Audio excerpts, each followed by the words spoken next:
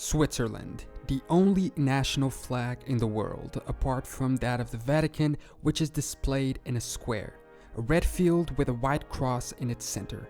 So, since almost 4,000 of you guys voted on this week, here it is, the history and meaning of the Swiss flag. To understand the origin of the flag of Switzerland, we need, as usual, to travel back in time. The origin of the white cross is attributed to legend.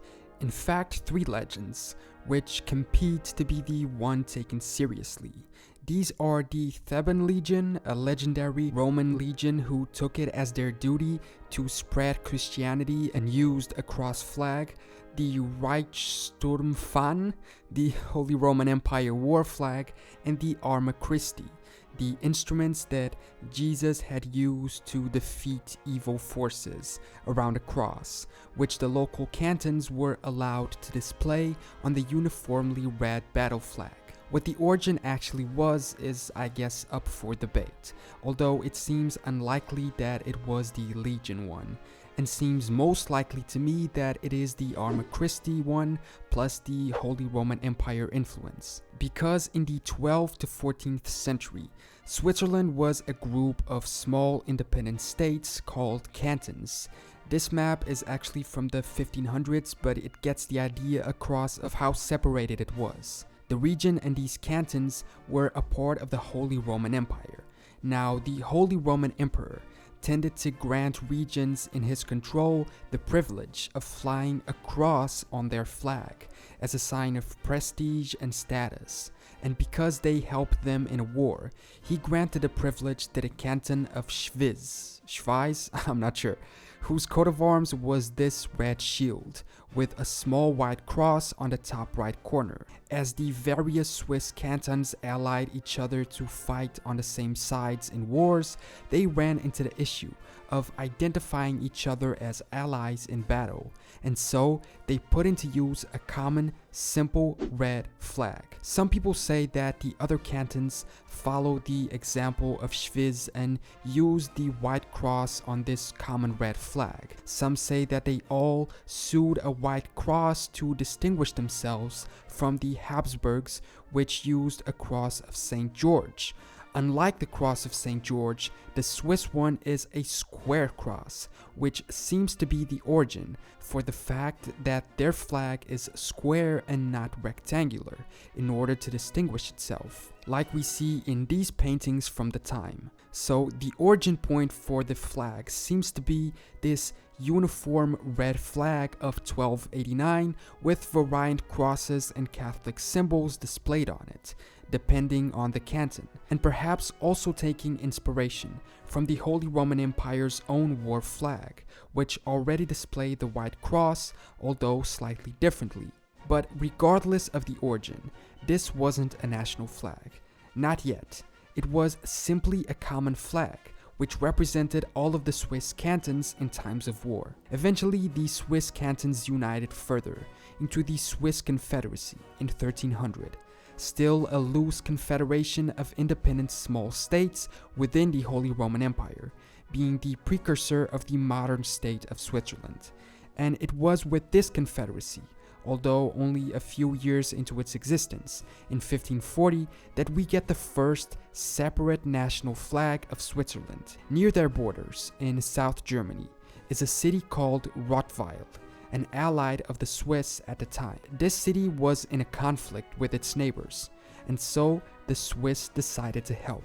In order for them to identify themselves and represent their homeland, the soldiers were granted a red flag with a white upright cross, becoming known as the Confederacy Cross. The same thing they did before in the 1300s, but now representing them as a unified people in war, instead of several people allied with a common symbol. The Swiss, already at this time with a tendency to always remain neutral, stopped getting involved in most wars, and so the Confederacy Cross fell out of use for military purposes and was slowly incorporated into civil use. In the final years of the 16th century, the cantons started incorporating the cross design/template into its regional flags, but funny enough, only to represent their military forces. What they did was use the white cross in front of a background, striped in the respective cantonal colors. Here are a few examples of that. So we can see that the white cross really started to be incorporated into Swiss culture as a symbol through which they represented themselves. It's also said to be the origin for flame flags, which are these ones. Flags that place a coat of arms in the center of the flag, filling the remaining space with flame-like designs. And these were popular in the 1800s to represent military forces. Swiss mercenaries at the time also used this type of flag.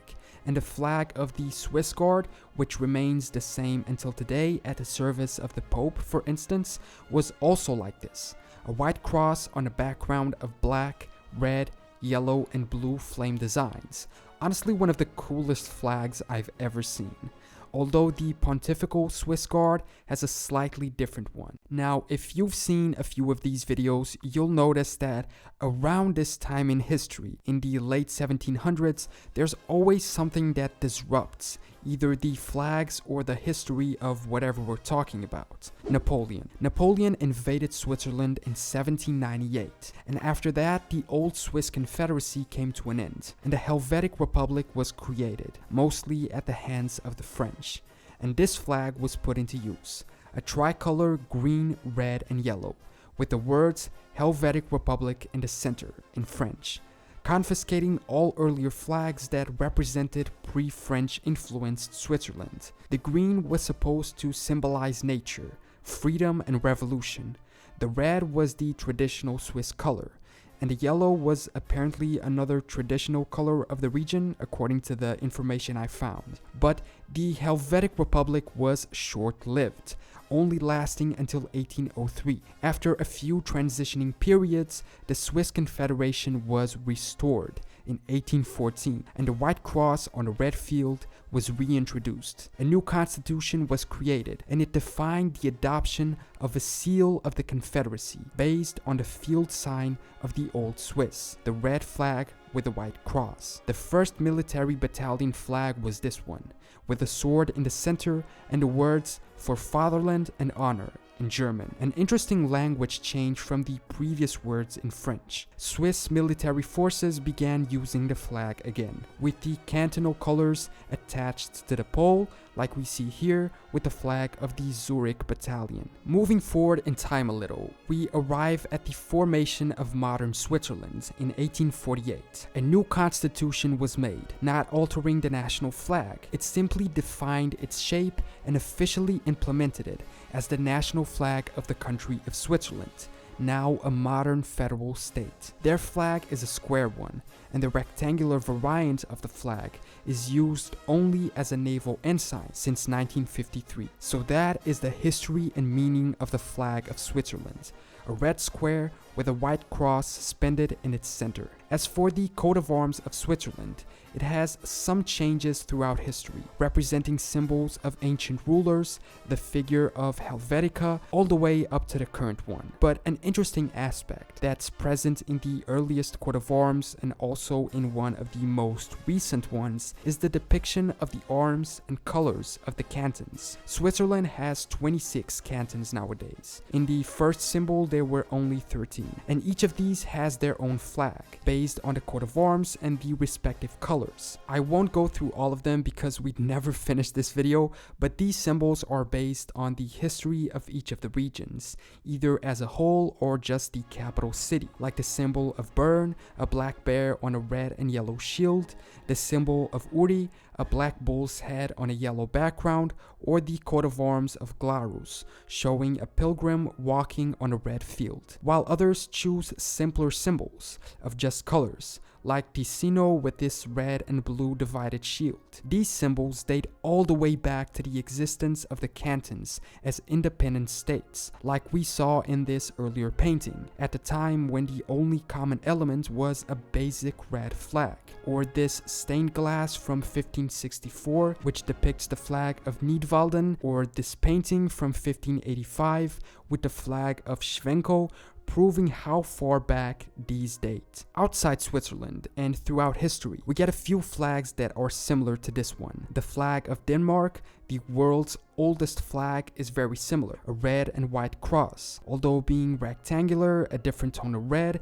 and displaying a Nordic cross. Tonga, an island country in Oceania, also flies a red flag, with a white corner and a red cross. Historically, the Duchy of Savoy flew an all-red flag with a white cross, although being rectangular and having the cross touch the edges. We also get the inverted version of the Swiss flag on the Red Cross organization symbol, a red cross on a white field. This was the original symbol declared at the First Geneva Convention for the protection of wounded armies in the field. And so the more recent Red Cross organization kept the original symbol and name of 1864 to honor Switzerland, where the first convention was held, and its founder, who was Swiss. Commonly displayed on products made in Switzerland, like watches, chocolates, and the famous army knives. This was a brief history and meaning of the flag of Switzerland. Thank you so much for watching this video. If you enjoyed it, make sure to subscribe and leave a comment below with your opinions. I just created a Discord server for subscribers of the channel, so if you want to join, just click the link in the description. I will see you in the next video.